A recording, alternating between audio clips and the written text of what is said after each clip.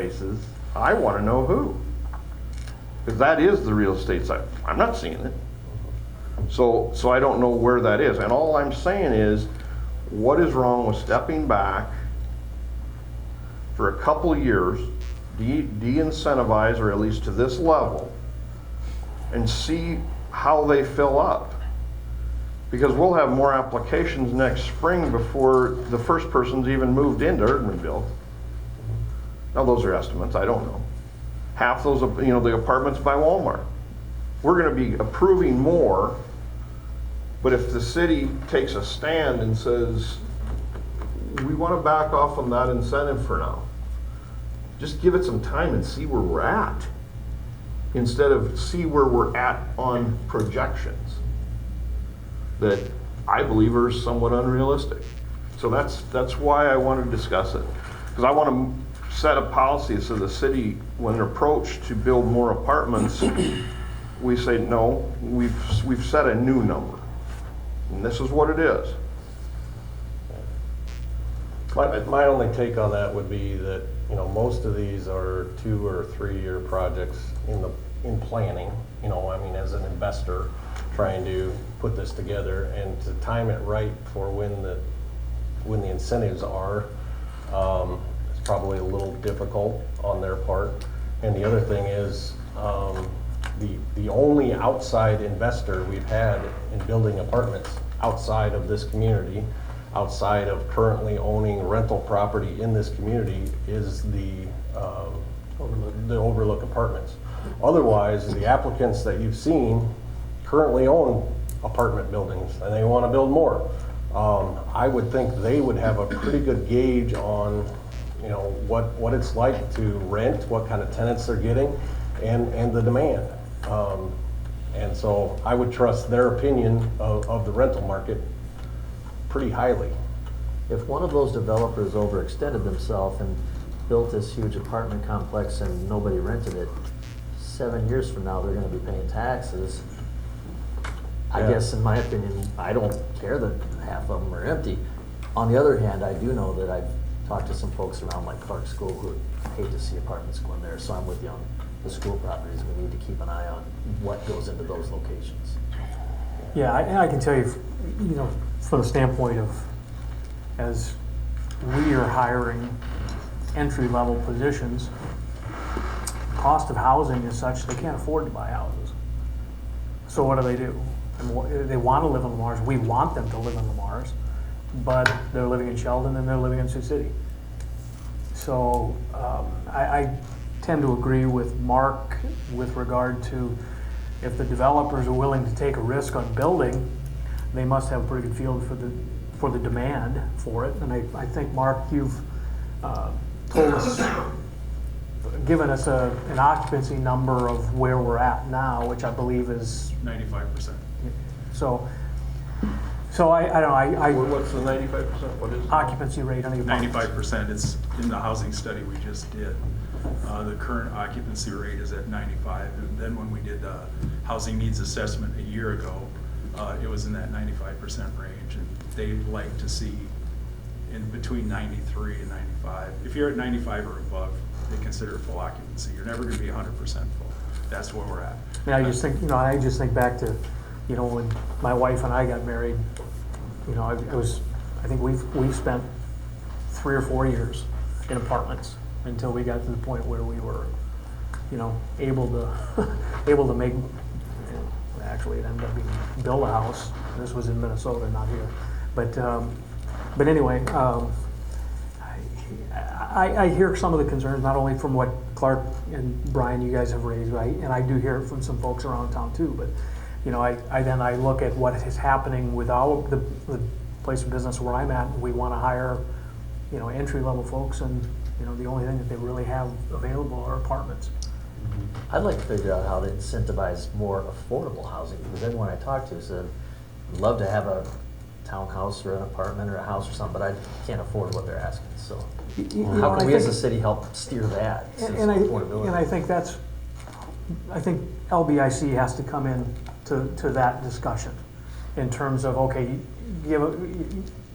Mark, LBIC, give us a plan on exactly what you're talking about, Clark.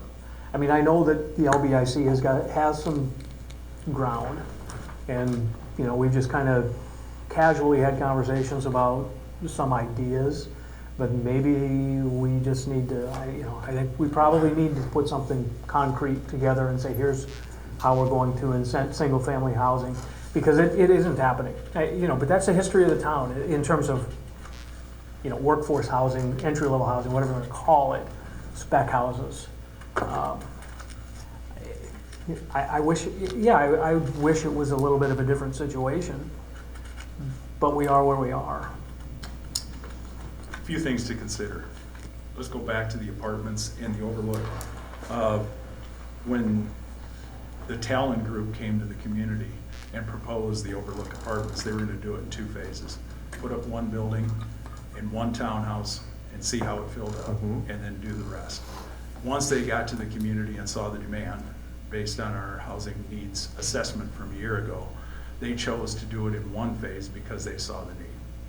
Number 2, the Talon Group, Steve Booty, the CEO and founder of the company, I've known him for quite a few years, and he said apartment projects aren't permanent housing. They're transitional workforce housing. Those folks that live in other communities that might want to choose to live in Lamar's, or people such as me that relocated back home. When I moved here, there wasn't a handful of houses for sale. Today, I think on your multiple listing, there might be 14. Yeah, that's in the teens. Yeah, There's none. And so, to say nobody wants to live here, I took the first house. It's not where I want to live. It was all that was available. So I made it into something that's acceptable until I get what I want. I would suggest there's some, to a degree, there's that. As far as future projects and apartment projects, those requests come to the city council. It's not an automatic, so you guys can choose to not do it. The question is, do we want to be competitive with our neighbors? You can choose not to support it, but do we want to tell the developers, don't look at us because we're not going to be competitive, go ahead and go to the surrounding communities. And then a third consideration is, in the housing needs assessment, entry-level housing is our #1 need, spec houses. We don't have any. When I say spec houses, entry-level spec houses. I know what you're talking about. They're not being built right now. Surrounding communities have them being built. I have ideas on how that we can accomplish it. And how do we give young homeowners an incentive? Handing cash and letting them go out and find it. When we don't have control, then we don't have control of the end product that we're gonna get. I would suggest to the city council, and this is something that should come from LBIC, and LBIC is doing a feasibility study on the campground that we own on the east side of town. How do we do a development that encourages entry-level housing? And you can control that through the size of the lots, through the covenants, 2-stall garage, 1,400 square feet. You can control that. And then all of a sudden the builders, and then you offer lots that are smaller lots, such as what KNS did, but due to the true meaning of what was suggested a number of years ago. And if we control that, then you get the end result you wish. What those dollars are, I don't know. So that's that piece of it. We've been talking about a lot of pieces. But then you go back to this 7-year incentive that we're doing. Not only is that for apartments, our #2 need in our housing needs assessment is senior housing, 55 plus. Steve Schuster and the Dogwood Properties are proposing the 44 duplex units for 55 plus. This abatement program can work for that. If you build 3 or more units, that developer can apply for that 7-year abatement.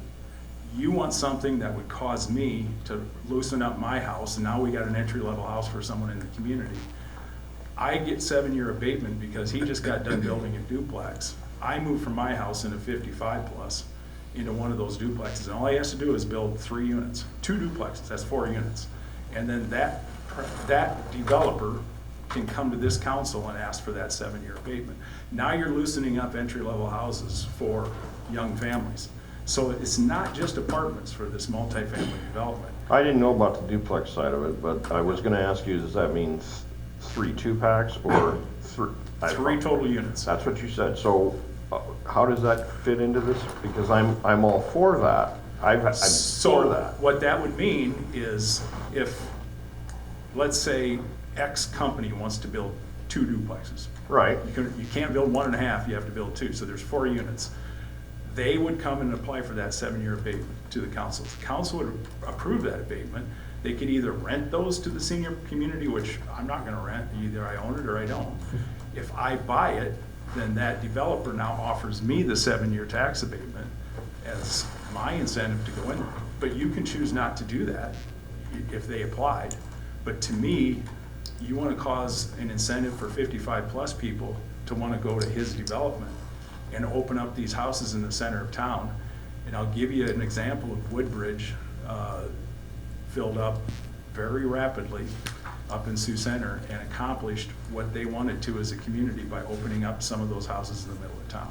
So as you guys contemplate this, A, take into consideration your competitors, and B, just understand that apartments, you control.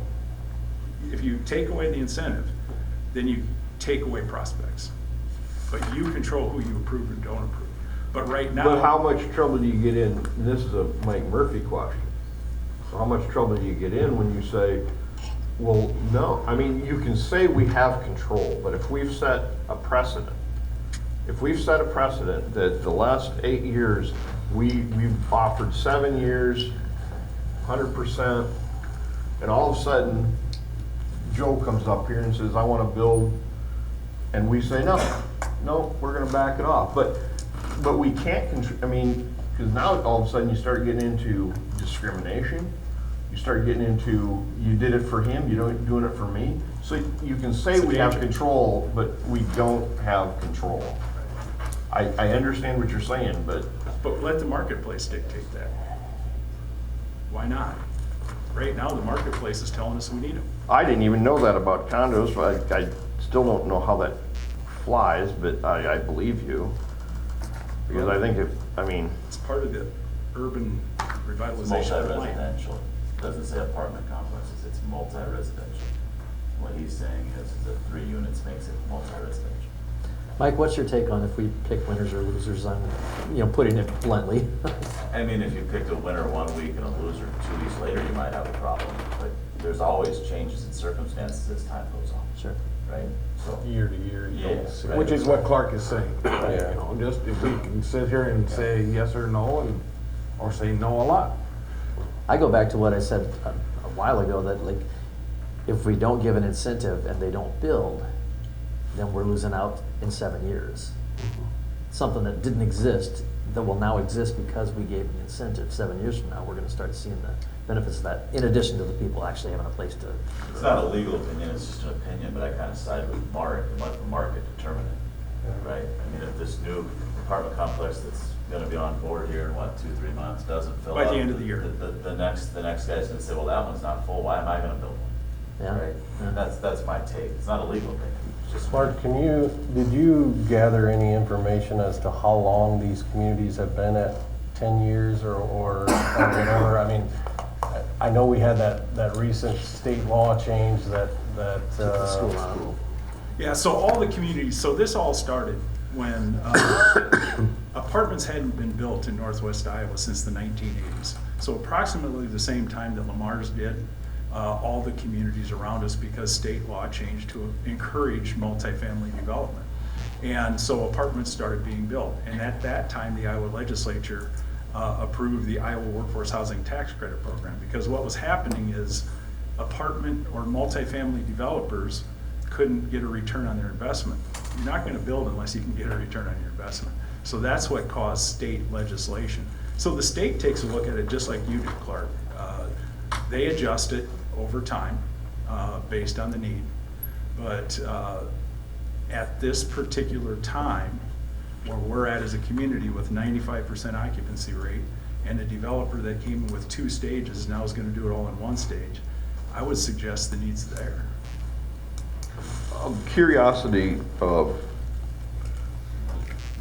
rest in peace, Tom Kurth used to, my monthly call from Tom Kurth yelling at me, why am I paying for half of Schuster's streets, or whatever I'm doing, and I always said, Tom, this isn't the 1970s. If you don't incentivize growth and contractors, you're gonna get none. So I've always been, but is Sioux Center and Orange City, how many apartments have they put in? I'm curious because it seems to me like they are way ahead of us on single-family dwelling. Right. They do the same. I mean, I came from Orange City. Well, I know you did. I mean, And so we did the Overlook Apartments is Hillcrest. It's the same development, the same number of units. what's in Cherokee there when you, That's this group. is it? Yeah, It they're all looks like it would places. be about the same. But, so you're asking, why is there a dozen spec houses in Orange City for sale today? Because we started that program decades ago where the city put together a housing development that put the covenants in place that encouraged entry-level housing, where you could only have a two-stall garage, you couldn't have more than 1,400 square feet in the house, and we set the price of the lots, meaning the city as the developer, because they don't have to make a profit. All they want to do is get their money back out of those lots. And you're gonna find that you're gonna sell that lot a lot less expensive, and So those are. what's the end price tag on those? Well, at the time Orange City started, they were $14,000. Now, today, they're around 30,000. That's what it takes to put in, but Right. I they're get smaller that. lots, similar in size to what the KNS lots were, higher density, but that's the beauty of the city being the developer. And then people like me get to go out and encourage spec builders to come to our community, because I can demonstrate the demand. And we put together a program. When I got there 13 years ago, there wasn't one spec house being built in that community. Today, at any given time, there's between 6 and 10 every year. Or Sioux Center I'm not smart, I just plagiarized. Sioux Center had done hundreds of them. And they started the program back in the 1980s, where they put the lots together at the north end of town. And the land development company was the developer, and they controlled the price and the size of the houses. And so they built a whole area of the community for entry-level housing. I believe, Clark, that's how you accomplish, rather than provide cash so they can go to a private developer, we have some control over what happens to cause a desirable lot for a spec builder where he can build and make money and sell it. Or we, as a matter of fact, the development corporation in both communities that I just referred to, they actually go out and have houses built and sell them, because they're not out to make a huge profit. They're out to build houses and draw young families in. So what's their sale price on a new house today? Entry level, I mean, I'm calling from now real estate, I'm calling entry level 250 in north and south. You gotta be 250,000 and down. Show me how you can build. I don't know. So anymore, and Brian, you said it to me, people can't afford 350,000. Today, a 1,400 square foot house with a two-stall garage and an unfinished basement, you're gonna pay somewhere between 325 and 350,000 for it. Period, end of story. The world has changed. I'm just using my calculator. When- Go ahead. For a price per foot? Yeah, because but I haven't, I know stuff is high, but that's why entry level, when people talk about entry level, it's an extremely difficult conversation, because There's some smaller 1,100 square feet being built up north where they're at 299, and the 1,100 aren't as Well, I would desirable. contend that's also a reason why we need to continue to incentivize denser housing projects like this, because, I mean, part of it is the cost of the infrastructure, the cost of the street, the cost of the land itself. We need to be more efficient with the use of our land and our developments. We're having a very broad discussion about an agenda item about multifamily residential incentive. I mean, all great discussions, and we need to have those, and we're having them at the LBIC level. But I would encourage you to consider, at the very minimum, keeping the incentive the same. But one of our neighboring communities had the same 7-year abatement that we did, and they went to 10 because the school took their portion off. And if you look at the spreadsheet, the majority of the communities around us are at 10. I would suggest we should be at 10 as well. That was part of the question as to how long they've been here, is because the school's portion is now off. Did a lot of these switch to 10 No. then? Or just one of them? Sheldon's been at 10 since the beginning. Okay. Orange City's been at 10 since the beginning. I can't speak to Spirit Lake and Storm Lake. When I put together the spreadsheet, I went off. Rock Valley's been at the 7 since the beginning, but they more recently started using TIF because of the flood. That's an extenuating circumstance. Yeah. So Sioux Center started out at 7. They actually called here and wanted to know what we were doing because no apartments were being built in Sioux Center and they needed apartments. And so they put together the 7-year plan. Now they're getting apartments and they're continuing to encourage those. And At they- 7? Yeah. At 7? No, They they're at switched to 10. 10. They just switched to 10 the last few months because of the change in the state legislative code. And I talked to Scott Wienia within the last 30 days. He's their city administrator. So, I see Sioux City has this graduated schedule for Schedule 2, and that's graduated over years. Can it be graduated over lot size and some of the things we're talking about to encourage more of those entry-level, smaller houses, or would that be a counterproductive conversation? now you're talking about something different. No, I'm saying like if we gave the 7 years or the 10 years to the preferred, what we're, hopefully some of us are preferring that they would build instead of like another big apartment building. So, single-family homes, you can't incent. So it'd You have can to be a only do- developer that does 3 of them or something along those lines. Right. Okay, I got you. That's not. Well, the agenda is just the urban revitalization. Yeah, plan. Correct. it's a broad discussion. Okay, dumb question.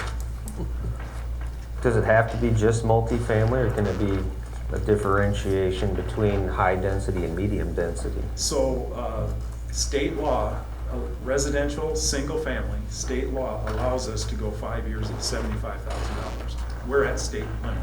We can't do any more than that. I mean, like a difference between, because like